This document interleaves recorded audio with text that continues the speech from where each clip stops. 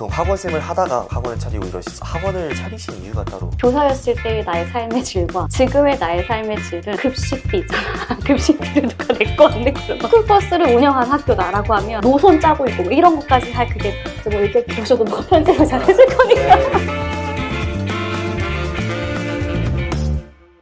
안녕하세요 선생님. 안녕 민준아.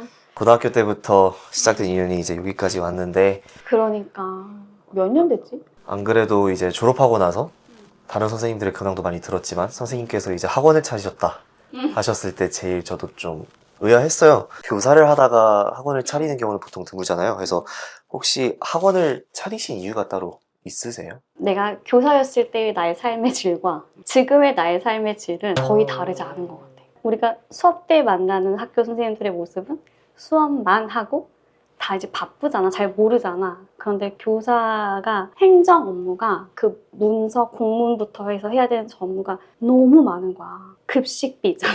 급식비를 누가 내거 안 내고 그런 거. 난 스쿨버스를 운영하는 학교다라고 하면 그런 막 노선 짜고 있고 뭐 이런 것까지 수업 준비할 시간이 너무나 그게 나는 힘들었어. 학생들은 수업하는 것만 보지만 그 외에는 계속 업무하고 그러니까 계속 수업 준비하고 평균적으로 내가 한 50분짜리 수업을 준비하려면 평균 4시간이 걸리는 거야. 그래야 완벽하게 이제 내가 만족할 만한 그게 나오는 건데 수업에 좀 더 집중하고 싶고 얘들한테 더 케어하고 싶고 이런 게 조금 더 컸던 것 같아요. 그리고 보면 옆에 다 주변 학교잖아.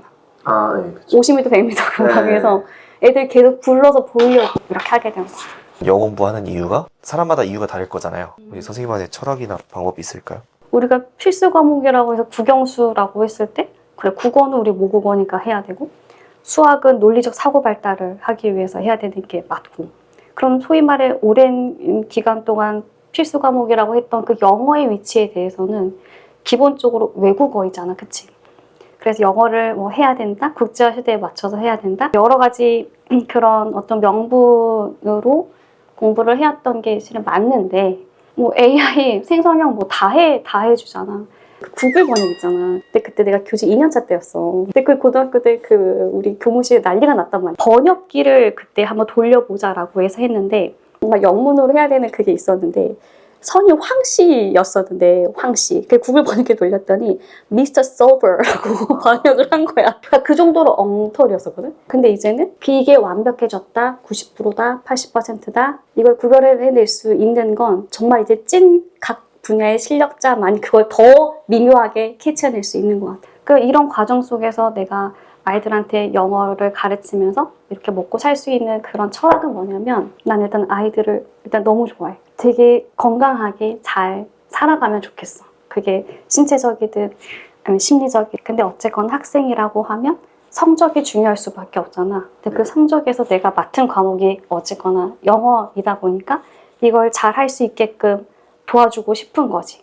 어쨌거나 지금 주어져 있는 교육과정, 주어져 있는 영어 시험을 잘 보게 아이들을 도와줘서 이 작은 것에서 자존감을 쌓게 되면 계속해서 다른 것도 잘할 수 있게 하지 않을까? 이런 거 애들한테 계속 알려주는 거야. 다만 내가 할 수 있는 작은 분야, 영어 과목에 있어서.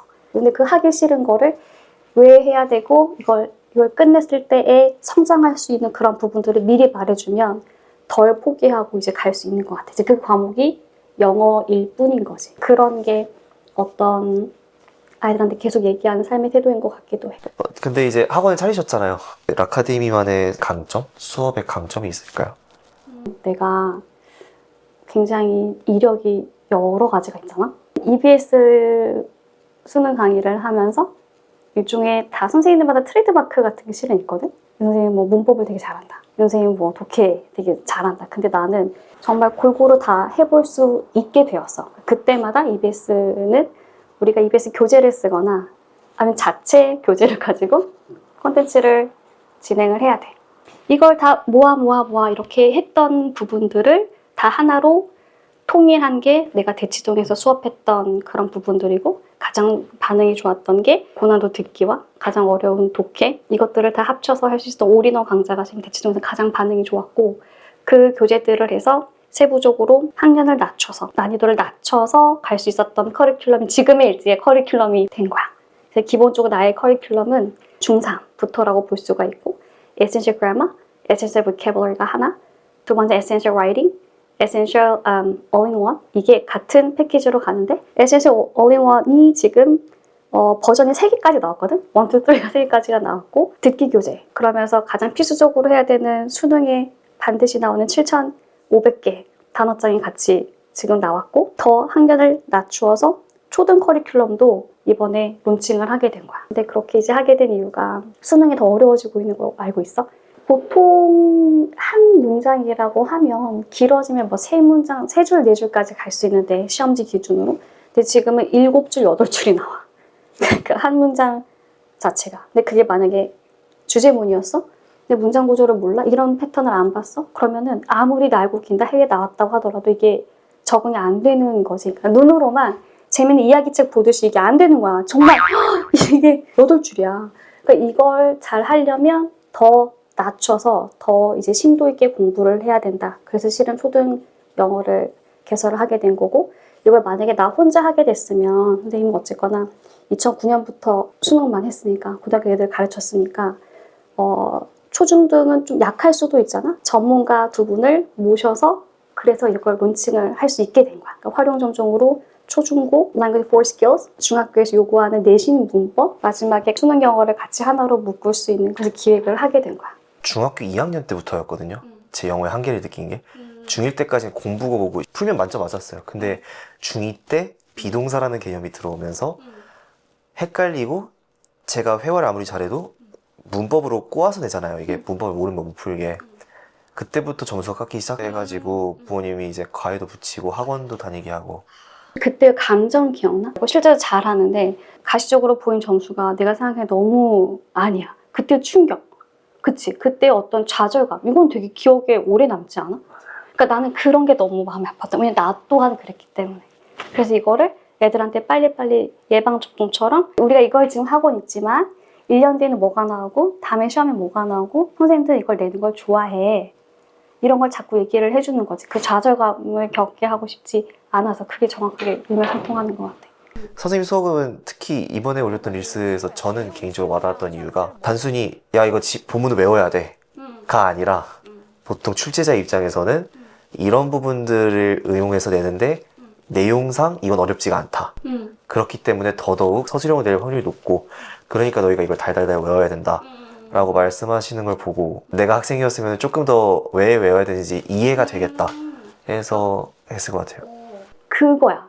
왜냐면 두뇌 회전이 빠르고 굉장히 약간 되게 빠른 친구들이 있어. 근데 그 친구들한테는 이유를 자꾸 설명을 해줘야 돼.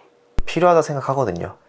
특히 또 학원이라는 구조 자체가 고학년으로 갈수록 시간이 없잖아요. 학원을 하나만 가는 게 아니다 보니까 그래서 오히려 선생님의 그런 게 초등 수업은 오히려 하나하나 애들이 너무 순수하게 궁금할 때고 왜 이걸 공부해야 되고 외우게 하면 안 외우고 싶고 그런 나이대일수록 오히려 선생님의 그런 수업의 특징이 오히려 잘 묻어나지 않을까. 어느 정도 흥미를 붙이잖아?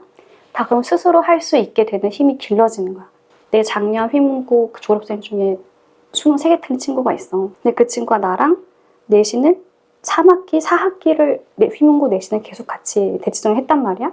근데 그 친구가 선생님이 얘기했던 그 포인트들이 계속 똑같이 반복이 된다. 자기 그걸 깨뚫고 고3 때는 혼자 계속 그렇게 했다라는 거야. 공부 혼자 하는 거지. 우리 아이의 성향을 일단 부모님들이 잘 볼 수 있어야 돼. 우리 아이는 어떤 게 더 잘 맞나. 거기에 맞는 방법들을 찾아가는 게 그게 가장 도움이 되는 것 같아.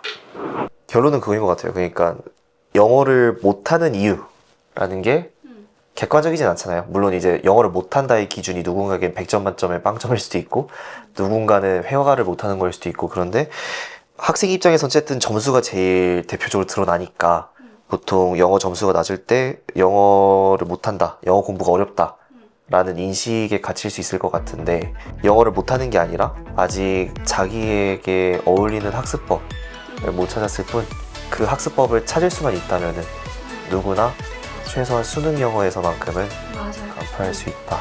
못한다, 점수가 안 나온다는 건 실은 제일 단어 문제가 가장 큰 건데 그 단어 또한도 막연한 게 아니고 토익이면 토익 영어, 토익 영어 단어 다르잖아, 그치? 텍스트면 텍스트, 토플이면 토플, 수능이면 수능 이렇게 그러니까 맞춤식으로 하게 되면 아무리 외국어다 할지라도 영어는 충분히 커버가 가능하다라는 거지. 감사합니다. 내가 마지막으로 그리고 너 이제 말 잘한다. 아, 아니에요. 되게 잘한다.